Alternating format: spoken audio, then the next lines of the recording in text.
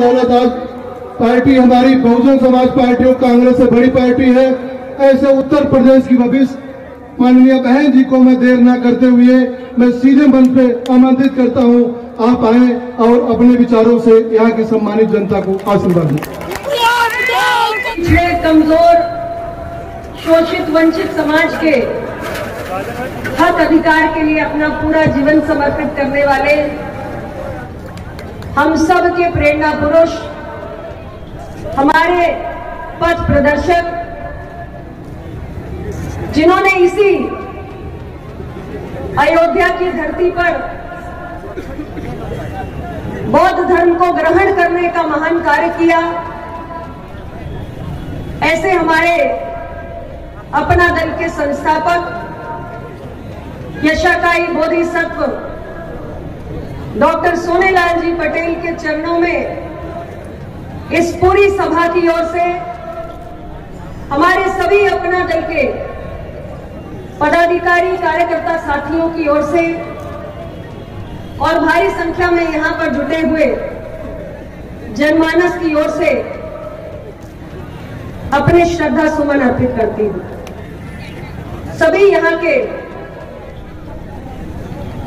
जनपद इकाई अयोध्या के कार्यकर्ता साथी, समस्त पदाधिकारी बंधु और यहां पर उपस्थित हमारी सम्माननीय माताएं बहनें, सम्माननीय बुजुर्गगण, नौजवान भाई, अपना दल के सभी समर्थक, शुभचिंतक, स्नेहीजन जो आज इतनी बड़ी संख्या में यहां पर आए हैं, हमारे मीडिया के साथी जो लंबे समय से यहां पर डटे हुए हैं, हमारे सुरक्षाकर्मी भाई और सुरक्षाकर्मी बहनें जो निरंतर हम सभी का सहयोग कर रही हैं, आप सभी को सबसे पहले तो जो आपने मुझ पर पुष्पों की वर्षा करके अपने अपार स्नेह से मुझे लादने का काम किया है, उसके लिए मैं आप सभी को हृदय से बहुत बहुत आभार व्यक्त करती हूं।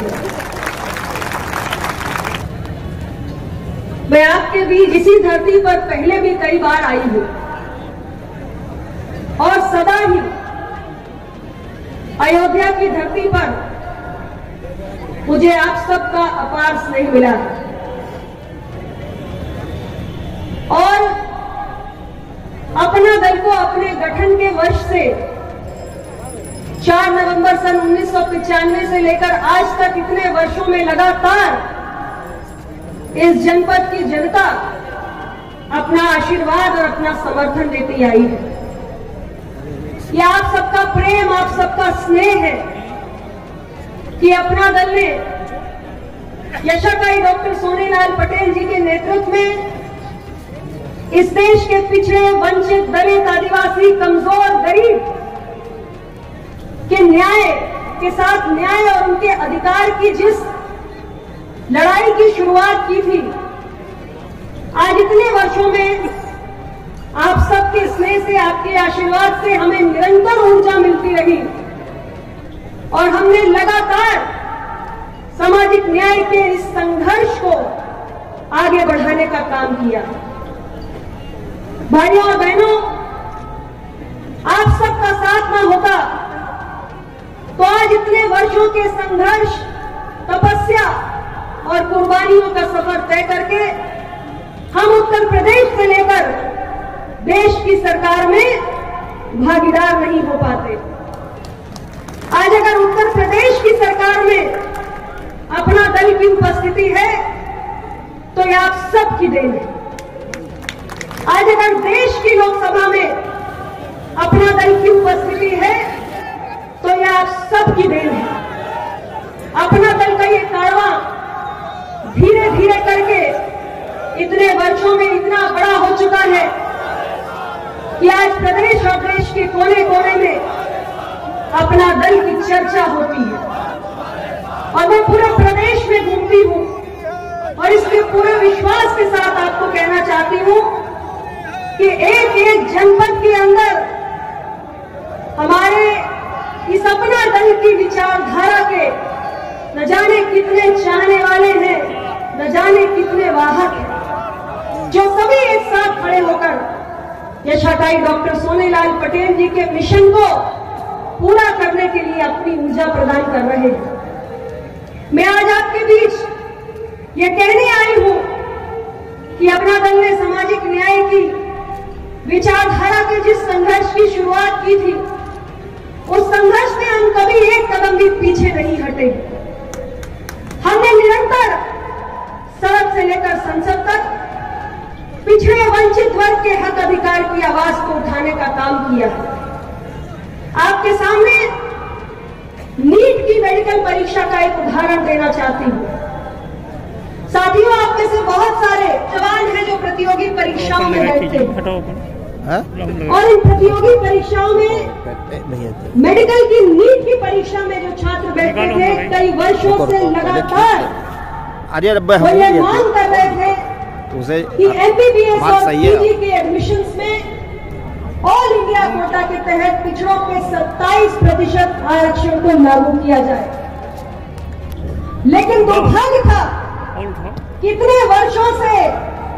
हमारे मेडिकल की परीक्षा के अभ्यर्थी जो पिछड़े देश के प्रधानमंत्री जी के समक्ष उठाया, और उसका नतीजा ये है कि माननीय प्रधानमंत्री जी ने अपनी संवेदनशीलता का परिचय देते हुए नीट की परीक्षा में MBBS और PG के एडमिशंस में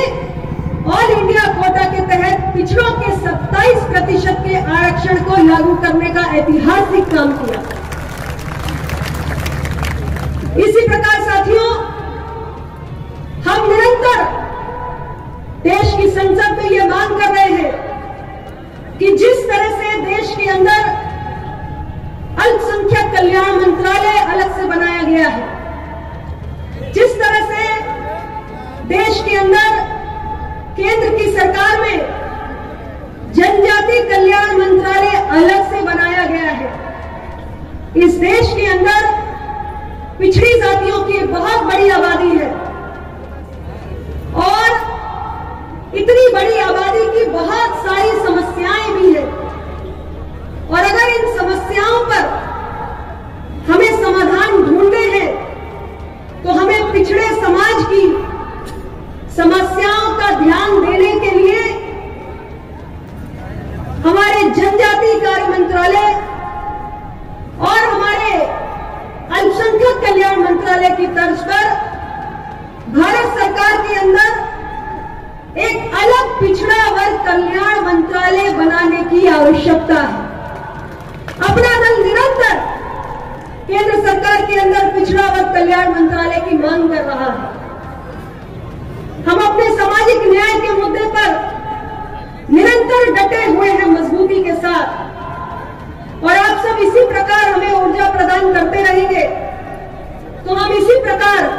अपने संघर्ष को आगे बढ़ाते रहेंगे। आज इस प्रदेश के अंदर जब मैं कुछ विपक्षी दलों को देखती हूं तो मुझे बड़ा क्रोध आता है कि इस प्रदेश की जनता की इतनी समस्याएं हैं और इस प्रदेश के अंदर रहने वाले पिछड़े समाज, कमजोर समाज की इतनी समस्याएं हैं, लेकिन उन समस्याओं पर ध्यान देने के बजाय आज चर्चा का विषय क्या है? आज चर्चा का विषय यह है कि जिन्ना और सरदार वल्लभ भाई पटेल की चर्चा की जा रही है, उनकी तुलना की जा रही है। सरदार वल्लभ भाई पटेल अतुलनीय है। उन्होंने 565 रियासतों का विलय करके इस देश को अखंड स्वरूप प्रदान करने का काम किया है। उनकी तुलना किसी से नहीं की जा सकती। आज उन्हें हम लौह पुरुष कहकर याद करते हैं क्योंकि 565 रियासतों का विलय करके अखंड राष्ट्र बनाने का काम दृढ़ इच्छा शक्ति वाले किसी लौह पुरुष के बस की बात थी और वो काम सरदार वल्लभ भाई पटेल ने करके दिखाया है। लेकिन आज हमारे लिए जरूरी है कि हम प्रदेश के अंदर पिछले 4 महीनों से हमारे पिछड़ा वर्ग के अभ्यर्थी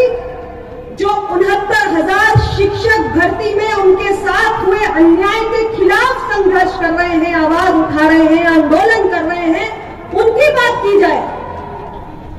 मुझे बड़ा दुख होता है और शिक्षक भर्ती के प्रकरण में हमारी विपक्षी गोसाईगंज खेल महाउत्सव 2021 अनुप्रिया पटेल के उद्बोधन की पूरी कवरेज अगले एपिसोड में। चैनल को सब्सक्राइब करें, हमारी स्टोरियों और खबरों पर कमेंट करें, अधिक से अधिक शेयर करें।